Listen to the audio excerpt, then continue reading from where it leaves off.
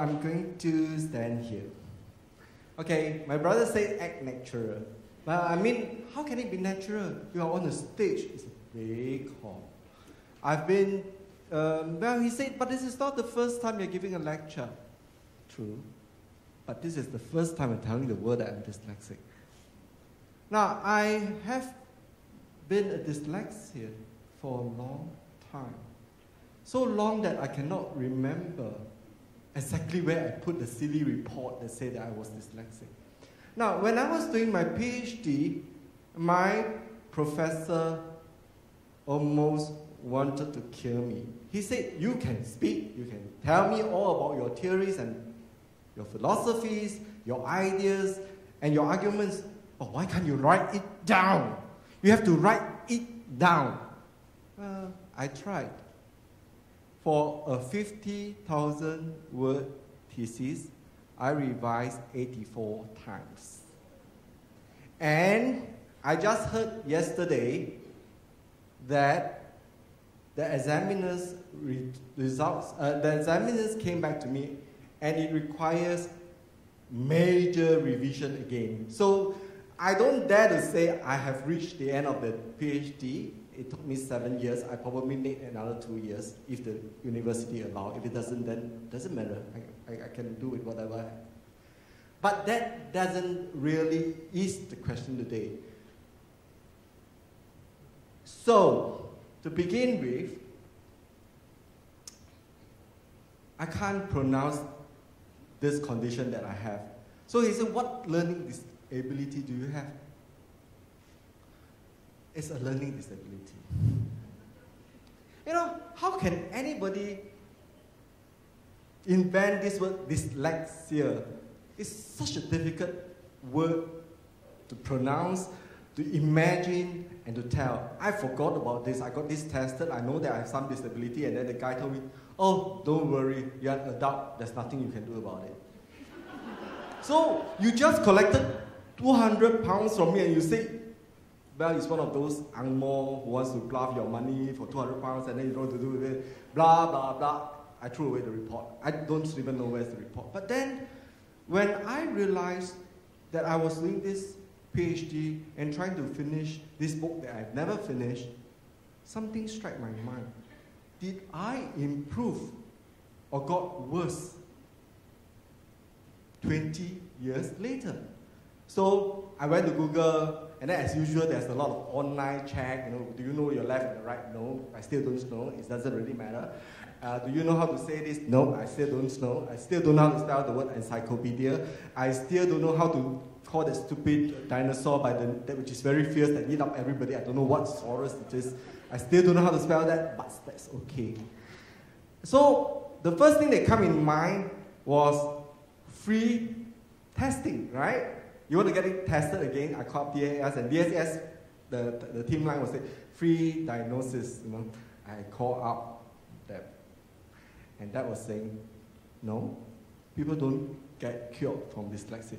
Where did you get the information from? I said, why not? Then he says, how did you cope? I said, I don't cope, I cheat. So I cheat my way. I cheat my way all the way, okay? And who am I? Well, I don't know. As I said, I've always been lecturing on death and dying. My sister was saying, you're always talking about death and dying. Why are you talking about learning disorder today? And here I am. Maybe I should start telling people about me, you know, because if you know about me, then probably life is not so bad as a dyslexic. Well, I'm a pharmacist by profession. Don't ask me how to spell chloramphenicol and chloramphenylamine. I cannot spell that. I have Google, I have cheat sheets, and I have many ways to learn how to spell, but that's not the way to do it today. And I realized that I cannot become a pharmacist if I cannot spell the rim and read prescription well. So I decided after my pharmacy school that I'm not going to be a very good pharmacist.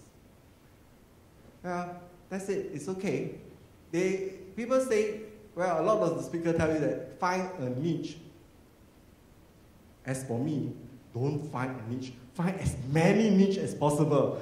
Try everything. It's okay. I don't like pharmacy. I got a pharmacy degree. I don't need to dispense medicine. I went to become a business pharmacist. Then I realized, oh, I know nothing about business. I can't be a con man, right? So I went to do an MBA. And when I did the MBA, I realized that, oh, okay, I'm starting to like business, but then there's this thing about marketing plan that you have to write. So I said, okay, I can skip that. Very easy. You just put everything into this speakerphone or recorder, and then get a secretary. She can transcript. Oh, my secretary is wonderful. She transcribes everything I say, even the vulgar words. Because, this thing, 20 years ago, when I was diagnosed as a dyslexic, I still hate that word, dyslexic, nobody has heard of this. I don't know where to get help. It was something that the Westerner invented. The Asians, hardly anyone heard about it. And, well, I'm not special. Neither am I rich. So, since they say I can't do anything about it, why should I bother? Now, here I am,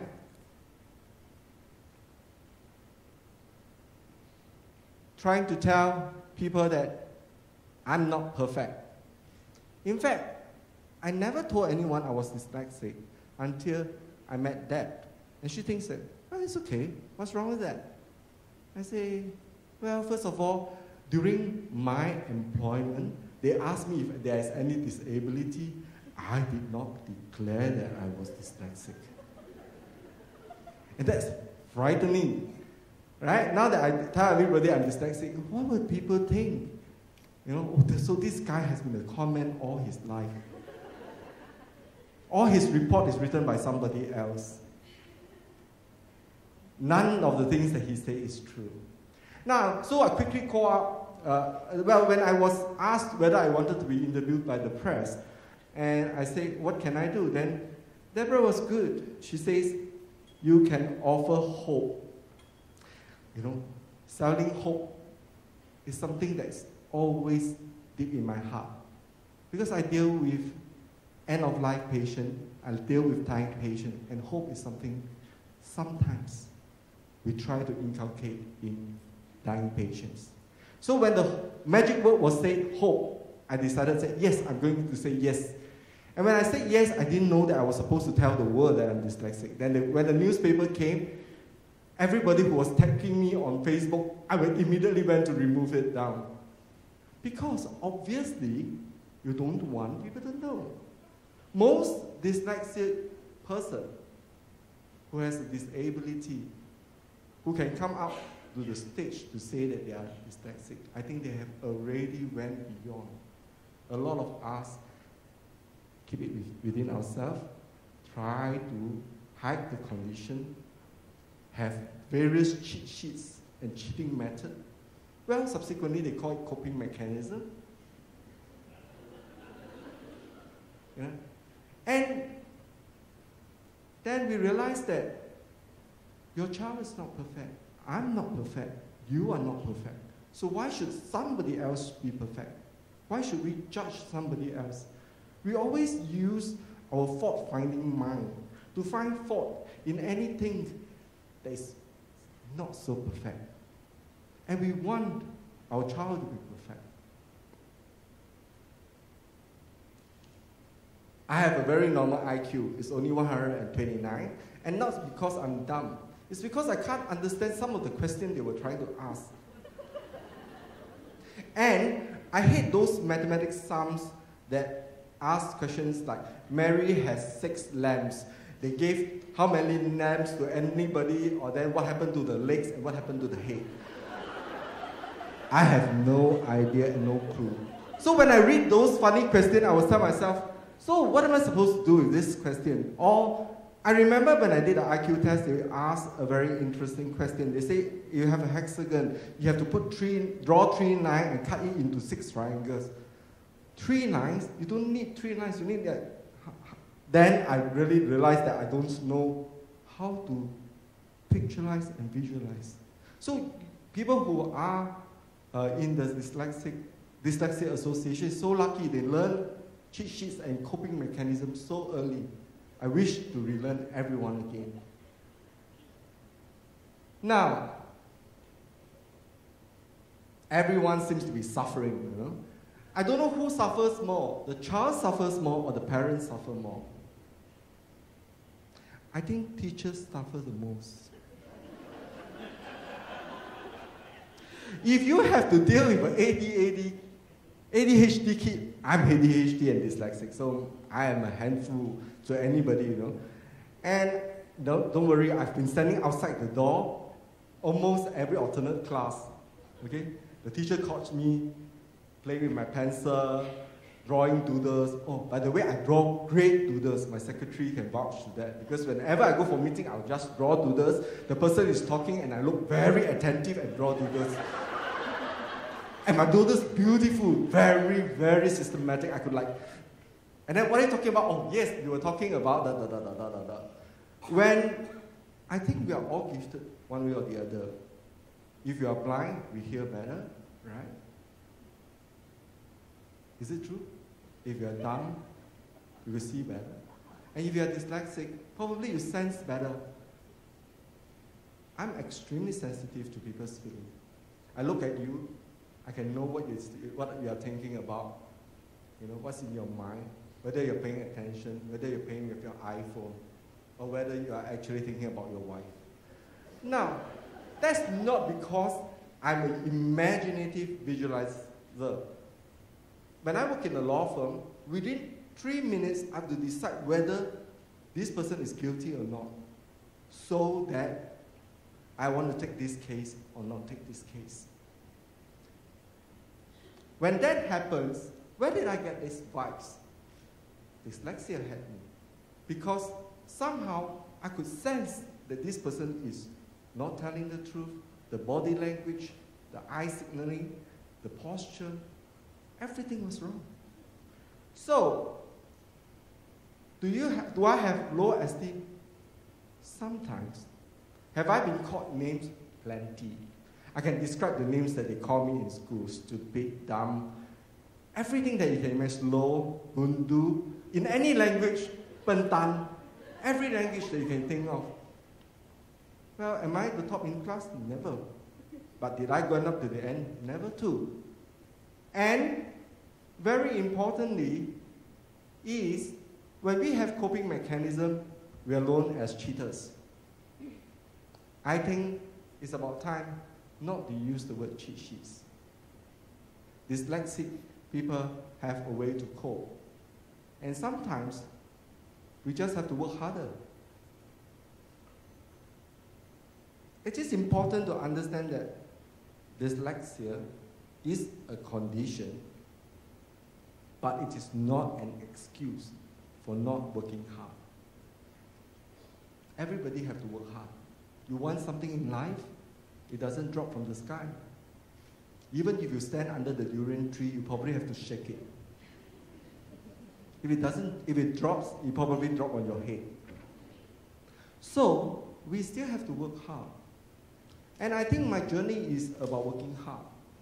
From one degree to another, to a master, which is, I'm a pharmacy degree, I have an MBA, and now I'm doing a PhD in biomedical ethics, which is completely unrelated. Well, as I said, try. Work harder. And for parents who ask for extra time, fighting for extra attention for their children, for the child, I think they should also reflect that they should work harder and the child should work harder. Because at the end of the day, it's not about branding or labeling the child. You don't label a child dyslexic because the child is disabled. The child is gifted the child needs to work harder. It's nothing embarrassing about it. I finally realized. I called HR and they say, well, I don't think they will penalize you because Lee Kuan Yew is dyslexic and he didn't declare to. Well,